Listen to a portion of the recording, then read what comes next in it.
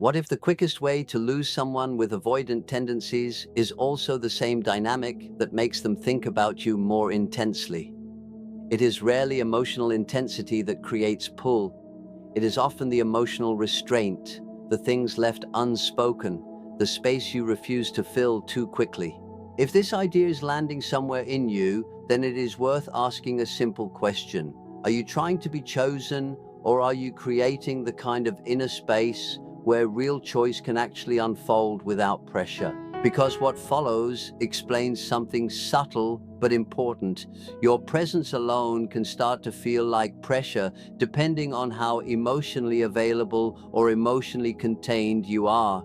Emotional self-containment is the ability to stay internally balanced without immediately reaching outward for reassurance, validation, or emotional completion from someone else. It is the capacity to feel something without rushing to fix it through another person's response. So when silence appears, when attention shifts, or when distance shows up, there is no internal collapse. The emotional state remains steady instead of reactive. In relational dynamics, especially with avoidant-leaning individuals, this creates a very different kind of signal. Instead of being experienced as emotional coldness or disinterest, this steadiness is often interpreted as something deeper.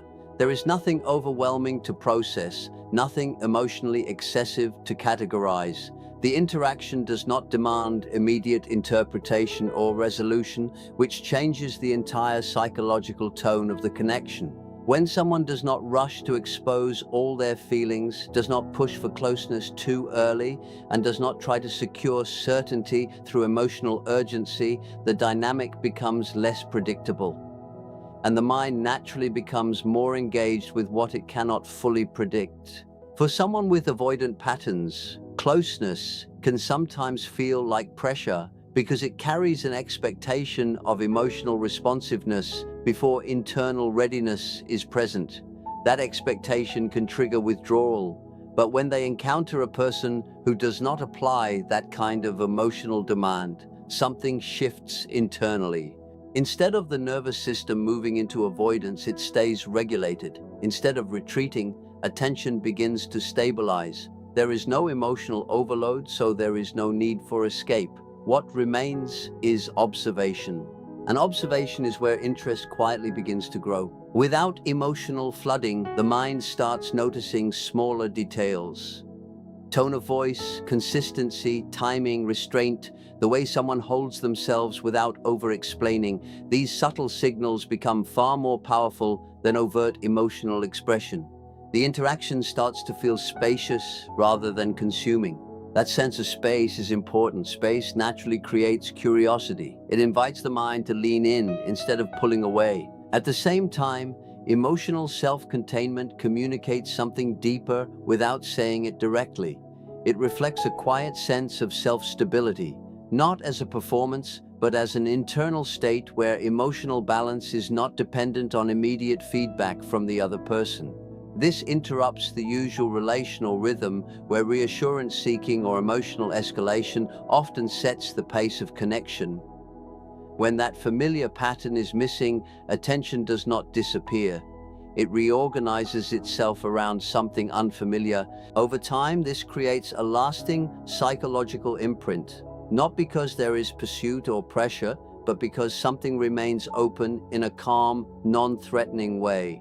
There is no demand to solve it quickly, yet it is not fully defined either. And the mind tends to return to what feels stable but not fully accessible, not to escape uncertainty, but to understand it more deeply in layers over time. This is where calm detachment comes in. It is a relational state where a person remains emotionally present, but not entangled in reaction-based behavior, approval-seeking, or immediate emotional escalation. In dynamics where avoidant tendencies show up, this kind of emotional stance creates a very specific psychological experience. It is not felt as pressure or emotional demand. Instead, it shows up as intrigue, a quiet pull that is harder to explain but easier to notice over time. Unlike typical attraction signals that rely on intensity, pursuit, or openly expressed emotion, calm detachment removes emotional demand from the interaction while still remaining present within it. That absence of demand is what fundamentally changes how the connection is perceived.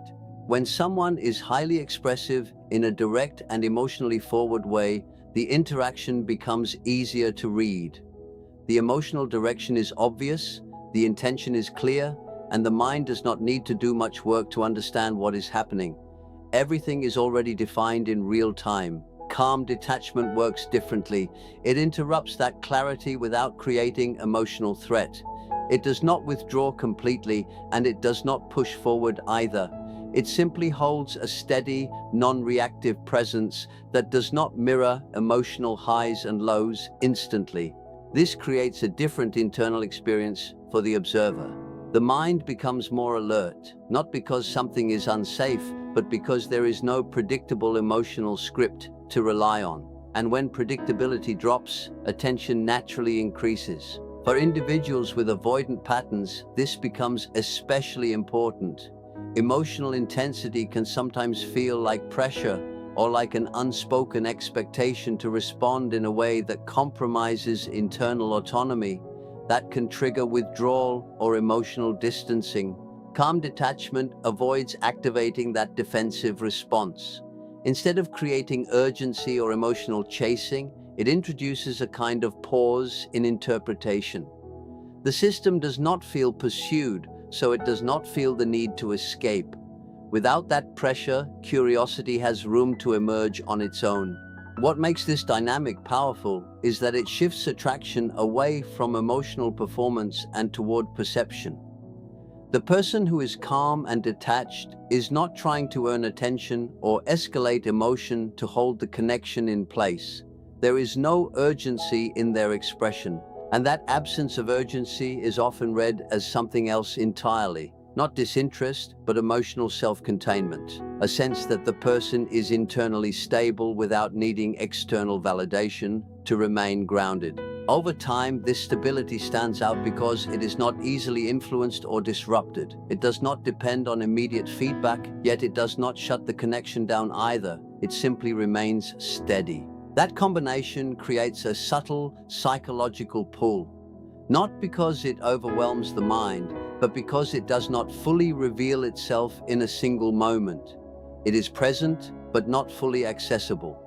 This is where calm detachment becomes most influential. It keeps attention engaged without triggering emotional overload. The interaction stops being about immediate emotional exchange and becomes something slower, more observational, where meaning develops gradually instead of being handed over instantly.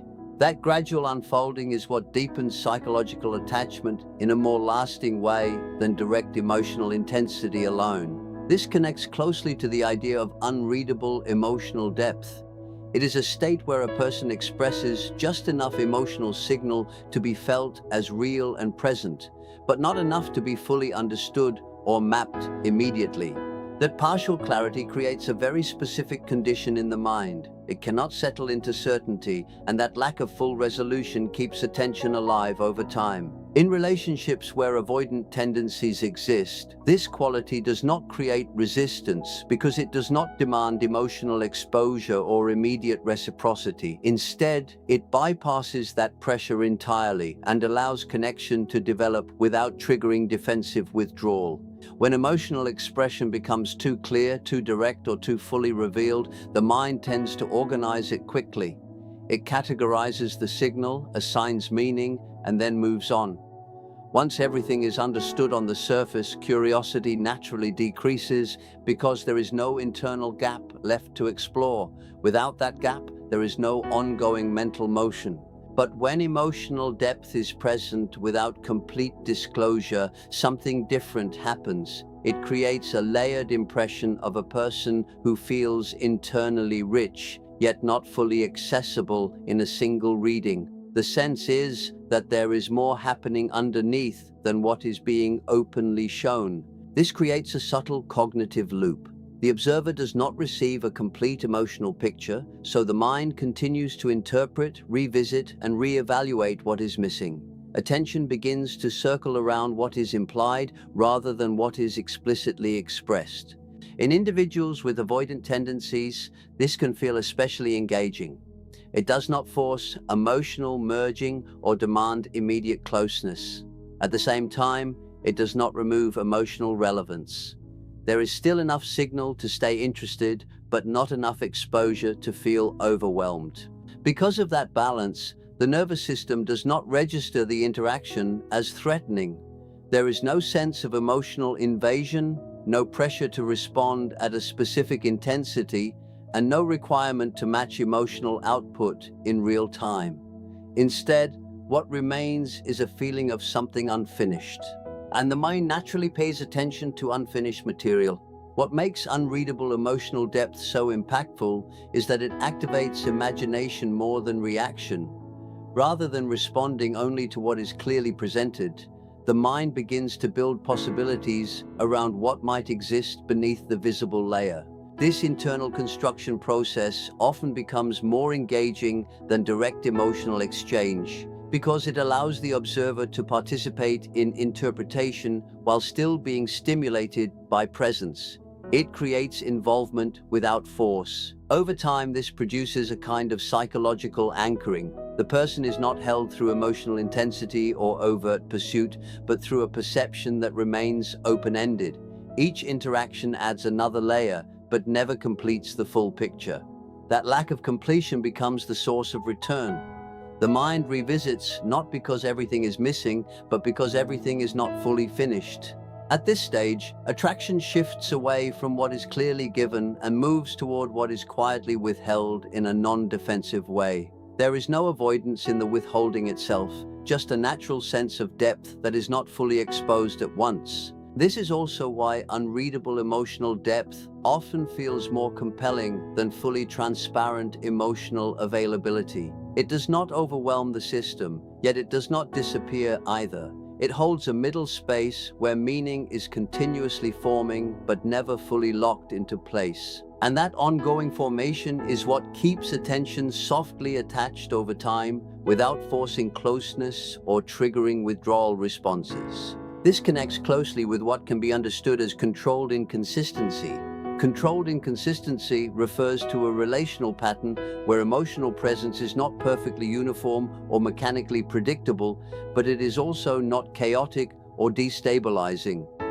It is a measured variation in attention, expression, or availability that subtly shifts how the connection is experienced. The rhythm here is not perfectly uniform. It shifts just enough to prevent the interaction from becoming mentally automatic. Nothing is overly predictable, yet nothing is chaotic either.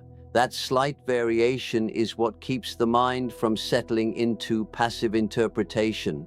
For individuals with avoidant tendencies, this kind of rhythm is often experienced differently compared to more anxious relational patterns.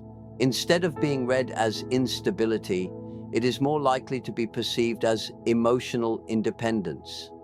The sense is that the other person is not emotionally fused into the interaction. There is no constant stream of reassurance, no continuous emotional signaling, and no visible dependence on immediate feedback. That absence of constant reinforcement quietly communicates something important. The person has their own internal world that continues to exist outside the interaction. And that alone reduces perceived pressure, because when there is no expectation of ongoing emotional response, there is also no feeling of emotional demand being placed on the system. The interaction does not feel like it is asking for something at every moment. It simply continues without forcing alignment. What makes this dynamic compelling is the way it introduces very small, almost subtle layers of uncertainty without activating alarm. Nothing feels unsafe, but nothing feels fully settled either. That middle state keeps the mind engaged in a different way. Attention starts to shift toward details that would normally be overlooked: timing, tone changes, pauses, the difference between engagement and absence. The mind begins to study rhythm instead of reacting to intensity. And this attention is not driven by fear, it is driven by curiosity. That distinction is crucial. Fear pushes the system to escape. Curiosity keeps it engaged. One closes the loop quickly, the other keeps it open. Over time, this creates a kind of psychological anticipation. The interaction no longer feels completely predictable, but it also does not feel unstable enough to reject. It sits in a balanced in-between space where meaning is always slightly forming, but never fully finalized. Because of that, attention remains lightly active in the background, not in a stressful way, but in a monitoring state where each shift, pause, or return carries subtle significance. The person becomes more mentally present precisely because reinforcement is not constant. There is space between signals, and in that space the mind continues to interpret. Not because of emotional intensity, but because of variation in rhythm that keeps expectations flexible and continuously adjusting. This connects directly to non-reactivity under emotional pressure. Non-reactivity is the ability to stay internally steady when faced with distance, silence, ambiguity, or emotional tension without immediately escalating into pursuit, over-explaining, or emotional urgency. It is presence without reaction. In relational dynamics where avoidant patterns are present, this quality sends a strong psychological message because it breaks the usual emotional sequence. Normally, uncertainty triggers one of two responses: chasing or withdrawal. People either try to close the gap quickly or step back to protect themselves. Non-reactivity introduces a third response entirely: steady presence without escalation. The mind naturally starts noticing the gap between what it expects emotionally and what actually happens in the interaction. That contrast alone creates a form of cognitive interest. When someone remains non-reactive, it communicates that their emotional stability is not shaped by external shifts in mood, distance, or intensity. This kind of steadiness is often read as a quiet form of psychological strength. It is not expressed through force, urgency, or visible emotional effort. It is expressed through consistency. And because it is not loud, it takes time to fully register, but it becomes more noticeable the longer it is observed. Over time, this changes how the interaction is interpreted. Emotional distance is no longer immediately processed as something that needs to be corrected, fixed, or escaped from. Instead, it becomes something that can exist without immediate consequence. When distance stops triggering emotional punishment in the form of reaction, pursuit, or collapse into urgency, the nervous system relaxes its defensive response. There is less pressure to respond instantly, less need to close emotional space, and less instinct to withdraw for protection. That shift allows attention to stay present even during moments of separation. As this pattern continues, the mind begins to associate steadiness with safety rather than unpredictability. Not because emotional challenges disappear, but because they no longer create internal instability. The system learns that emotional variation does not automatically lead to disruption. In that neutral space, curiosity begins to replace resistance. Attention stops focusing on managing emotional reaction and starts focusing on simply observing what is happening. At this stage, boundaries play a very important role. Boundaries that do not shift under emotional intensity create a clear psychological signal. There is an internal structure that does not change based on pressure, mood, or urgency. This removes ambiguity about emotional limits. In relationships where avoidant tendencies are present, this becomes especially impactful not because it pushes closeness, but because it removes uncertainty around what is and is not available. When boundaries are inconsistent or easily reshaped under emotional pressure, the interaction feels unstable. The nervous system learns that intensity can influence structure.